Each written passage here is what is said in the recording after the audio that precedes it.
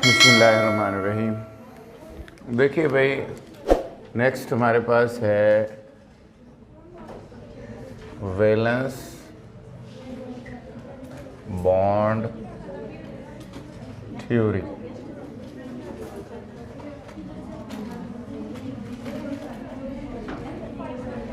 इसे हम वीबीटी कहते हैं।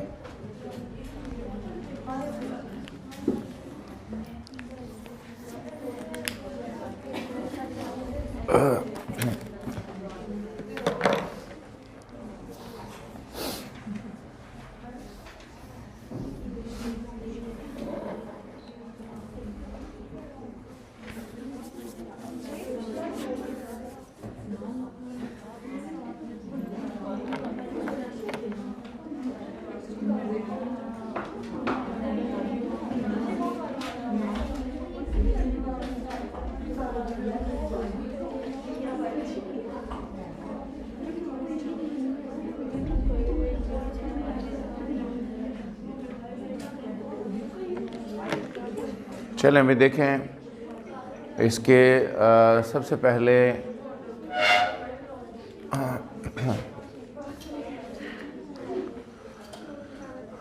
जब हम वीबीटी की बात करते हैं तो सबसे पहले हम वैलेंस शेल इलेक्ट्रॉन पे रिपल्शन थ्योरी का ड्रॉबैक डिस्कस कर लें कि वहाँ क्या प्रॉब्लम हुआ। उसने मॉलिक्यूल जो है उसमें उसकी शेप तो बताई मगर उसकी रीज़न नहीं बताई। रीज़न ऑफ बॉन्ड फार्मेशन क्या? मैंने तो आपको जस्ट एक्साइटेशन का चक्कर बता दिया, लेकिन याद रख लें एक्साइटेशन के बारे में अगर आप पूरी थ्योरी पढ़ें, उसके जो पास्टुलेट्स हैं उसमें उसने कोई जिक्र नहीं किया। वो मैंने एक्साइटेशन आपको इसलिए बताई है कि उसके ज़रिए जो है स्टूडेंट के लिए ईजी हो जाता है to draw the shape of molecule, क्योंकि उसके बगैर शेप को अंडरस्टैंड करना मुश्किल होता है।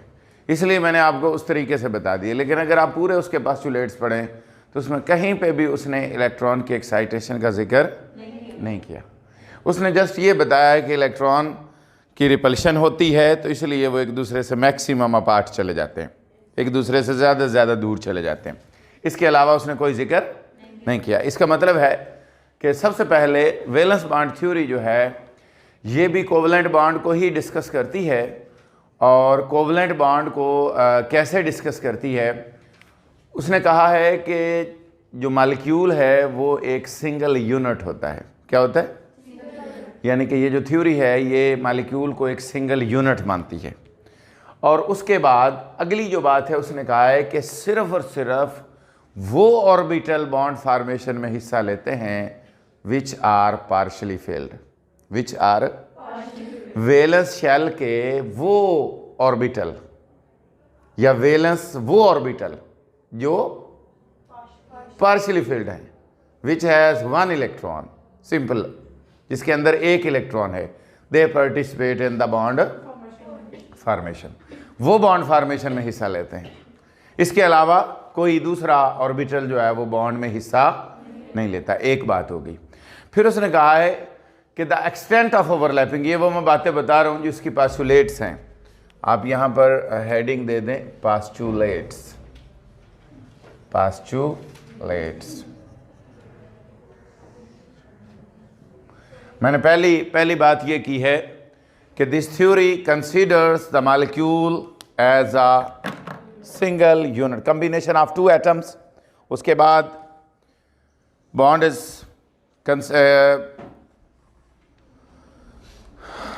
covalent bond is formed when the two partially filled orbitals, covalent bond is formed when two, अब देखें मिसाल के तौर पर एक ऑर्बिटल ये है, एक ऑर्बिटल ये है, ये दोनों अप्रोच करते हैं एक दूसरे से, and this is called overlapping. मेरी बात समझ में आ गई? अब मैंने आपको पहली बात ये बताई है कि ये जो थ्योरी है, this theory considers the molecule as a single unit. फिर मैंने बताया है कि covalent bond is formed, covalent bond is by the combination of two atoms, by the combination of, दूसरा पॉइंट हो गया। तीसरा पॉइंट ये है कि covalent bond is only formed, उस वक़्त बनेगा when two partially filled या half filled, partially filled या half filled orbital approach each other and they overlap, फिर वो ओवरलैप करते हैं। क्या करते हैं? And as a result of overlap, overlapping के रिजल्ट के तौर पर covalent bond is formed. As a result of overlapping covalent bond is formed. Clear होगी मेरी बात? As a result of overlap covalent bond is formed. आगे उसने लिखा है the strength of the bond depends upon the extent of overlapping. लफ्ज मैं बोल दूं, strength of bond, strength of bond depends upon the, बोलो, एक्सटेंट ऑफ ओवरलैपिंग।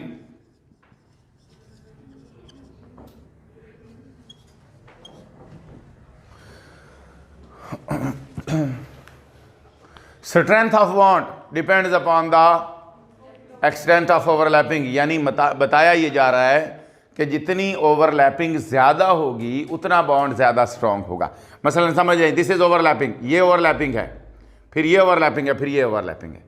यहाँ पर क्या है? मैक्सिमम ओवरलैपिंग है। इसका मतलब यहाँ पर जो है बॉन्ड क्या होगा? स्ट्रॉन्ग होगा।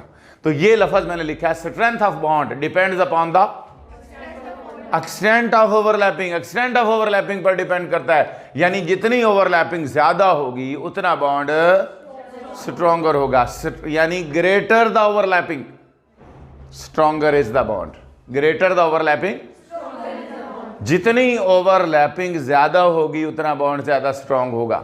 जितनी ओवरलैपिंग ज्यादा होगी उतना बॉन्ड क्या? स्ट्रॉन्ग होगा। क्लियर?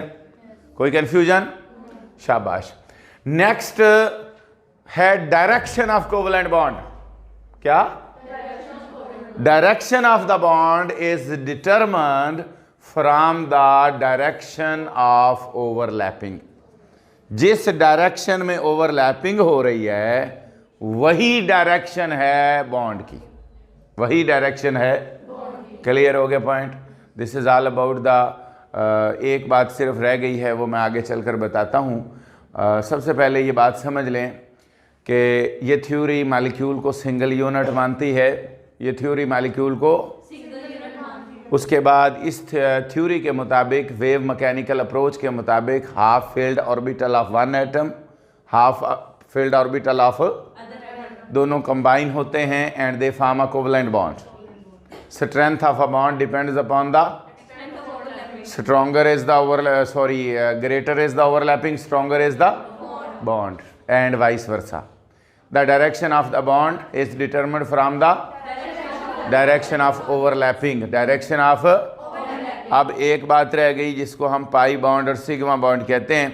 सबसे पहले आप ज़रा समझ लें, हमारे पास हाइड्रोजन के मॉलिक्यूल की बात कर लेते हैं पहले, उसके बाद मैं फिर बताता हूँ hydrogen molecule. Hydrogen molecule, hydrogen molecule क्या है? मिसाल के तौर पर अगर आप हाइड्रोजन की बात करें तो उसकी कॉन्फ़िगरेशन होती है 1s1। इसी तरह एक हाइड्रोजन इधर भी होगा 1s1। ज़रा समझ लें, इसका मतलब ये दो एटम आपस में मिलेंगे और इनके दरमियान में कोवलेंट बॉन्ड बनेगा। अब हाइड्रोजन का एस आप कैसे ड्रा करते हो? स्फेरिकल, पता है ना? सेंटर में न्यूक्लियस है तो इसका मतलब ये है 1s1 प्लस। इसी तरह दूसरा एटम भी, उसका भी नाम भी क्या है? 1s। ये दोनों आपस में मिलते हैं, कंबाइन होते हैं। जब कंबाइन होंगे तो आपको पता है इनकी ओवरलैपिंग होगी। This is called overlapping. मेरी बात समझ में आ गई? ये ओवरलैप कर गई और ओवरलैपिंग के रिजल्ट के तौर पर इनके दरमियान बॉन्ड बना और फिर फाइनली जो मॉलिक्यूल बनेगा उसको हम ऐसे ड्रा कर देते होते हैं, सिंगल। समझ आ गई? दो न्यूक्लियाई हैं, एक इधर और एक उस साइड पे ड्रा कर दिया तो ये हाइड्रोजन का मॉलिक्यूल हो गया जिसके अंदर कोवलेंट बॉन्ड बन गया है, जिसके अंदर। अब आपने ये बात याद रखनी है, this is called linear overlapping. This is called linear overlapping. यहां पर मैं लिखने लगा हूं लफ्ज सिग्मा बॉन्ड।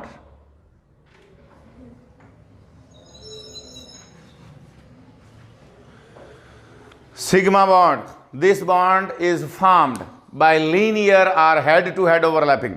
लीनियर कैसे होगी? मसला देखिए, ऐसे एक ऑर्बिटल इस डायरेक्शन में आ रहा है और एक इस डायरेक्शन में आ रहा है, तो ये क्या है? लीनियर ओवरलैपिंग है। क्या है? और अगर ये ऑर्बिटल इस तरीके से आए तो ये पैरेलल ओवरलैपिंग कहलाती है। क्या कहलाती है? या हम इसको साइड वाइज ओवरलैपिंग कहते हैं। तो यहां पर हम ये बात कर चुके हैं, the bond which is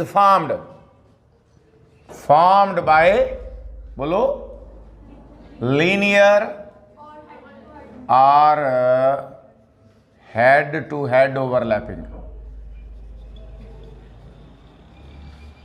head to head overlapping.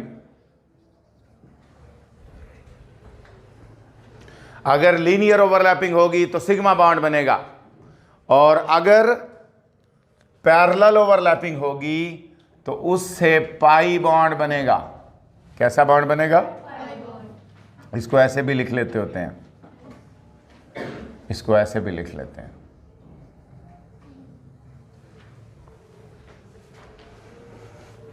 Pi bond. ये बॉन्ड कैसे बनेगा? बोलो, फॉर्म्ड बाय पैरेलल और साइड वाइज ओवरलैपिंग।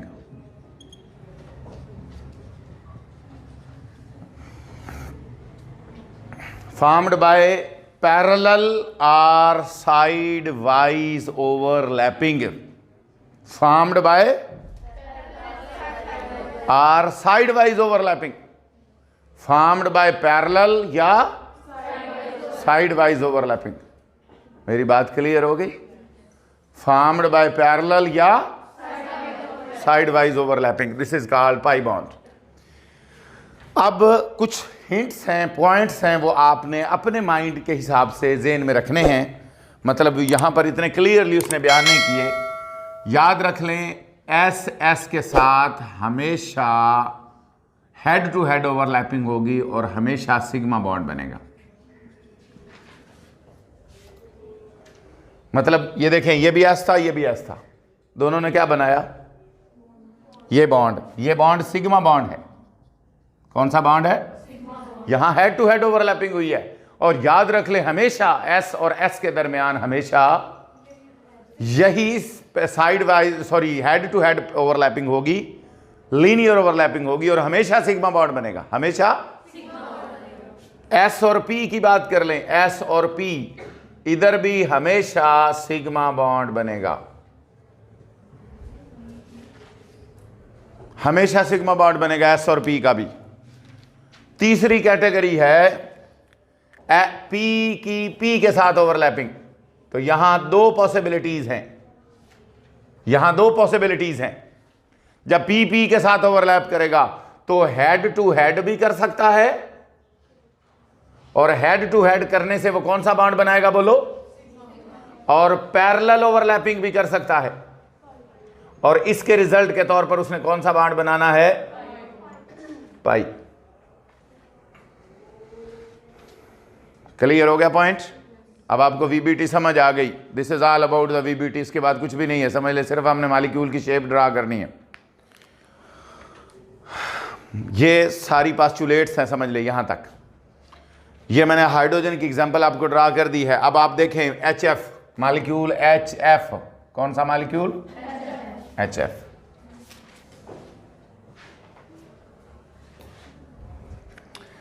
अब हाइड्रोजन की कॉन्फ़िगरेशन लिखे, 1s1। अब इधर फ्लोरीन की लिख लें, 9 एटॉमिक नंबर होता है, 1s2, 2px2 और 2pz1। ऐसे ही है, यही होगा। गिनने पूरे इलेक्ट्रॉन। अब आपको पता है कि वीबीटी के मुताबिक सिर्फ और सिर्फ पार्शियली फिल्ड ऑर्बिटल हिस्सा लेंगे बॉन्ड फॉर्मेशन में। इसका मतलब बाकी सारे छोड़ देने हैं। आखिरी जो वैलेंस शेल का ये वाला ऑर्बिटल है, एक हाइड्रोजन, बोलो इसका नाम क्या है, और दूसरा Pz, इसके अंदर एक इलेक्ट्रॉन है, इसका नाम है 2Pz। अब ये मैं आपको बात बता दूं, ये बात भी आपने याद रखनी है। जब आप P को ड्रा करते हैं तो P की 3 कैटेगरीज हैं, Px है, Py है, और अगर वहां Px है, पार्शली फील्ड है, हम उसको ड्रा कर रहे हैं, तो सबसे पहले ये Px आएगा, फिर यहां पर Py, फिर यहां Pz, ऐसे ही है। अगर वहां Px नहीं है, हम नहीं ड्रा कर रहे, तो फिर Py आ जाएगा। क्या आ जाएगा, ये समझ लें, फिर Py है, और Pz इसके परपेंडिकुलर आ जाएगा। मेरी बात क्लियर? अगर वहां Py भी नहीं है, अकेला Pz है, तो पहला Pz चूंकि पहला ड्रा कर रहे हैं, इसलिए ये अलोंग एक्स एक्सिस हम इसको ड्रा कर देंगे। बेसिकली है ये अलोंग जी एक्सिस ही, लेकिन ये लग ऐसे रहा है कि ये एक्सिस। क्लियर होगी बात? जब आप इसको ड्रा करेंगे तो आपको पता है इसकी ओवरलैपिंग होगी, ऐसे ही है। देखें ये ओवरलैपिंग होगी, इसके अंदर भी एक इलेक्ट्रॉन है, उसके अंदर भी एक इलेक्ट्रॉन है, ठीक है। अब आप देखें ज़रा कॉम्बिनेशन कैसे बनेगा। ये ओवरलैपिंग हो गई, बोलो, और समझ आ रही है? जब ये ओवरलैपिंग होगी तो ये ओवरलैपिंग से ये बलून, ये जो लोब है ये बड़ा हो जाएगा। मसलन देखें ये इधर से ओवरलैपिंग हुई है ना, तो ये लोब जो है ये मिक्स होकर ओवरलैपिंग के रिजल्ट के तौर पर उसके बाद बड़ा हो जाएगा। क्या हो जाएगा? तो ये जो है ये छोटा रह जाएगा, और ये this is called HF molecule, overlapping के रिजल्ट के तौर पर। समझ आ गई? Confusion clear? तो ये HF का मॉलिक्यूल है। किसी को कोई समझ नहीं आई तो आप पूछ लीजिए। ओके, शाबाश।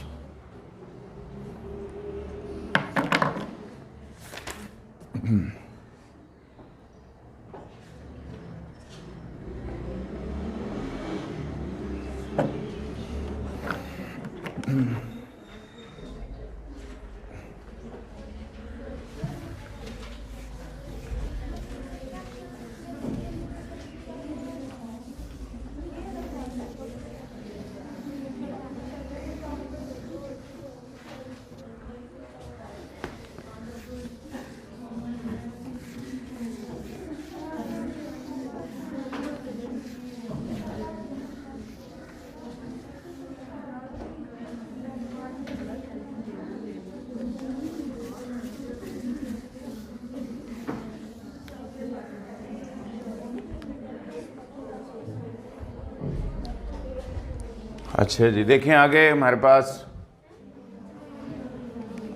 देखें जी आगे है हमारे पास F2 मॉलिक्यूल, फ्लोरीन। सही है?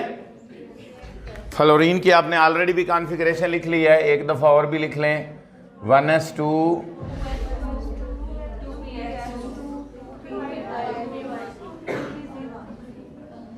इसी तरह इधर भी जो फ्लोरीन आएगा उसकी भी सेम ही होगी, जाहिर बात है दोनों सेम है।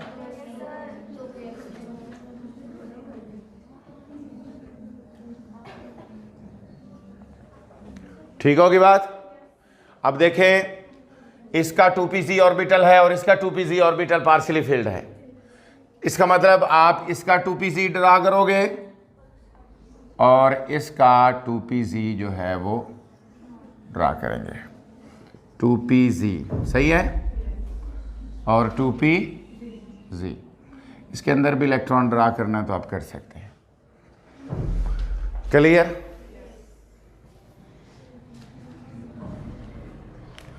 ओके होगी बात? ये दोनों ओवरलैप करेंगे, ऐसे ही है। ओवरलैपिंग के रिजल्ट के तौर पर देखें, ये वाला लोब इस लोब के साथ ओवरलैप करेगा, इस वाले के साथ। ये वाला लोब जो है जब ये ओवरलैप करेगा तो क्या बनेगा, देखिए ऐसे ही है। ओवरलैपिंग हो गई। जब ओवरलैपिंग होगी तो ये वाले जो दोनों लोब्स हैं, चूंकि ये मिक्स होंगे और ये लोब बड़े हो जाएंगे, तो ये बड़ा हो गया, क्या अब शेप बनेगी, जरा तवज्जो देख करें, देखें ऐसे एक लोब इधर से छोटा रह जाएगा और एक, यानी ये दोनों छोटे रह जाएंगे, ये दोनों, और ये बड़ा हो जाएगा। और ये जो मॉलिक्यूल है इसका नाम है F2। हाँ जी, क्लियर हो गया पॉइंट, समझ आ गई है। नेक्स्ट हमारे पास है नाइट्रोजन, N2 मॉलिक्यूल।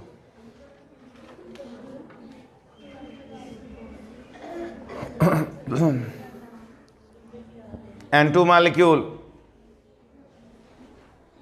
N2 में एक नाइट्रोजन इधर लिख लें, 1s1, 1s2, 2s2, 2px1, 2py1। अब देखें इधर आ जाएं, दूसरा नाइट्रोजन 1s2, 2p,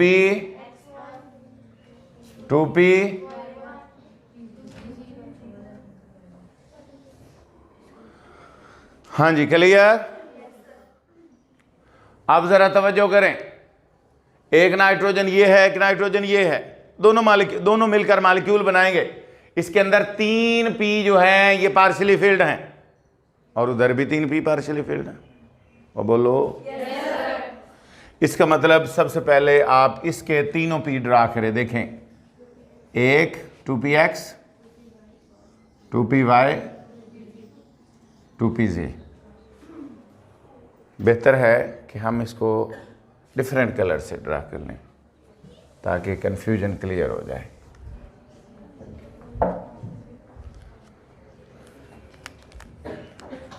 देखें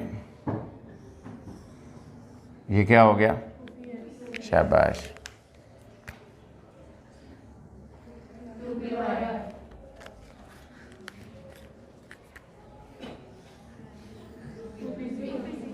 ओके। ये एक नाइट्रोजन की बात हो गई। सब के अंदर जो है एक एक इलेक्ट्रॉन है, इसके अंदर भी एक है, इसके अंदर भी एक है और इसके अंदर भी एक एक इलेक्ट्रॉन है। पार्शियली फील्ड ऑर्बिटल हैं ये तीनों। इसी तरह आप दूसरी साइड पर भी कर लें क्योंकि दूसरा नाइट्रोजन भी है, ओके। दूसरा नाइट्रोजन जो है उसके हवाले से आप कैसे ड्रा करोगे, देखें, एक ऑर्बिटल, एक इलेक्ट्रॉन आ गया, इस साइड पे ड्रा कर लें, ओके। अब जो है नेक्स्ट, ठीक है, ये हो गया। और नेक्स्ट क्या होगा बोलिए, इसके अंदर इलेक्ट्रॉन हो गया। हाँ जी, कंफ्यूजन क्लियर, समझ आ गई। अब ज़रा देखें, अब आपको ये क्लियर बात समझ आ जाएगी कि सिग्मा कब बनेगा और पाई कब बनेगा। देखें ये जो px है, px के सामने है और इसमें पॉसिबिलिटी है कि it can overlap head to head, ये ओवरलैप कर सकता है। लेकिन अगर आप इसकी बात करें, ये दोनों जो मैंने ब्लू से ड्रा किए हैं, इनमें तो हेड टू हेड कभी भी नहीं आ सकता। क्या आ सकता है, इसका मतलब ये पैरेलल होंगे और ये नज़र भी एक दूसरे के पैरेलल आ रहे हैं, आपको नज़र भी आ रहा है। और अगर ये जो ब्लैक कलर में मैंने ड्रा किए हैं ये भी देखे एक दूसरे के पैरेलल हैं, इसका मतलब ये दोनों एक दूसरे से पैरेलल होने की वजह से पैरेलल ओवरलैपिंग ही करेंगे, साइड वाइज ही करेंगे और ऐसे रिजल्ट के तौर पर जो है वो पाई बॉन्ड बनेगा। और दूसरी बात आपने याद रख लेनी है कि जब भी पाई बॉन्ड ने बनना है उससे पहले ज़रूरी है कि सिग्मा बॉन्ड बने। क्या बने, सिग्मा बॉन्ड के बगैर पहला बॉन्ड पाई नहीं हो सकता। पहले सिग्मा बनेगा, मसलन एक ऑर्बिटल है वो पहले हेड टू हेड ओवरलैप करेगा तो बाद में फिर पैरेलल ओवरलैपिंग पॉसिबल है। ये नहीं है कि पहला ही ऑर्बिटल आके पैरेलल ओवरलैप करके पहला ही बॉन्ड पाई बन जाए, पहला बॉन्ड सिग्मा होगा। क्लियर होगी बात। अब आप इसको ड्रा कर लीजिए, कोई मुश्किल बात नहीं है, समझ लें, अब आपको आसानी से समझ आ गई है। देखें सबसे पहले आप रेड को ड्रा करें, ताकि आपको समझ आ जाए। देखें, ओके हो गया, ओवरलैपिंग हो गई। उसके बाद इनकी ओवरलैपिंग अबव द प्लेन भी होती है और बिलो द प्लेन भी होती है। ये साइड वाइज ओवरलैपिंग कहलाती है। क्या कहलाती है? क्योंकि इलेक्ट्रॉन इधर above the plane or below the plane, या तो इलेक्ट्रॉन इधर होगा या इलेक्ट्रॉन, तो इसकी दोनों पॉसिबिलिटीज हैं। इलेक्ट्रॉन ऐसे घूमेगा, क्लियर। और तीसरी जो ओवरलैपिंग है वो कौन सी है बोलो? कौन सी ओवरलैपिंग है? 2pz की, शाबाश।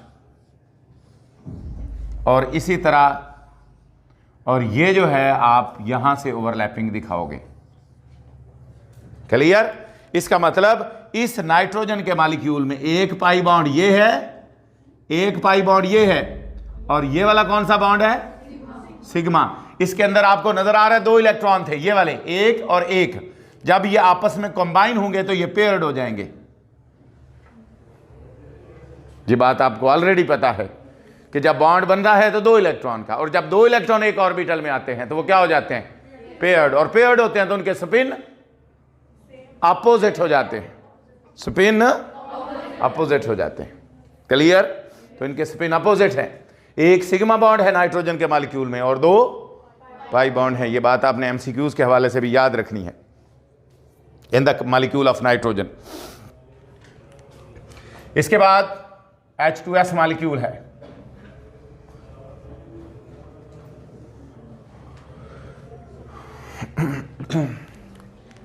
हाइड्रोजन की कॉन्फ़िगरेशन आपको पता है क्या होती है? बोलिए। 1s1। सल्फर की लिख लें, एटॉमिक नंबर 16 है, 16। 1s2, 2s2, 2p6, 3s2, 3p, बोलो, 6 4 10 तो 6 4 10 तो 12 और 4 16।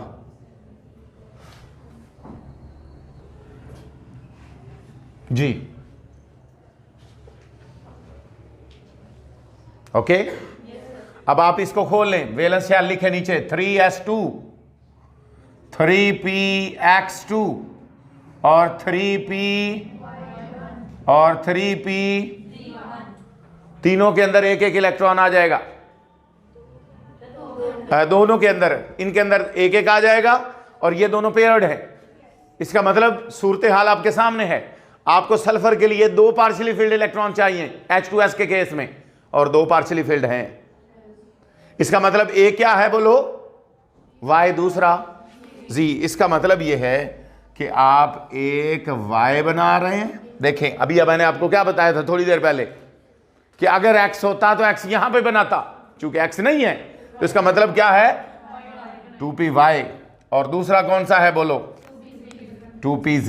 ये वो इसके क्या बनेगा? ये 2pz है और ये क्या है? 2py है। और इन दोनों के अंदर एक एक इलेक्ट्रॉन है। क्या है? हाइड्रोजन का जो बॉन्डिंग इलेक्ट्रॉन है वो s में होता है। कहां होता है?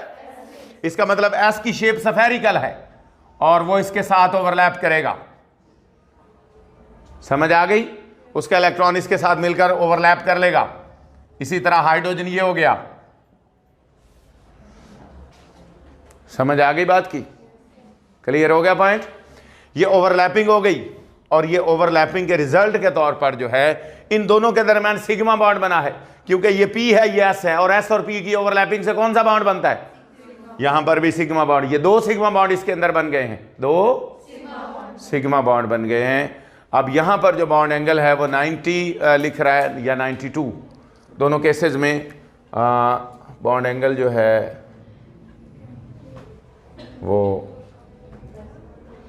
90 डिग्री लिख रहा है। ठीक है, ये 90 भी लिख देते हैं एग्जैक्ट। अगर इसको मेजर करें तो हम 92 कह देते हैं।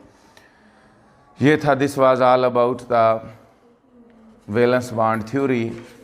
अगर यहाँ तक कोई कन्फ्यूजन है तो पूछ सकते हैं। ठीक है फिर, थैंक यू वेरी मच।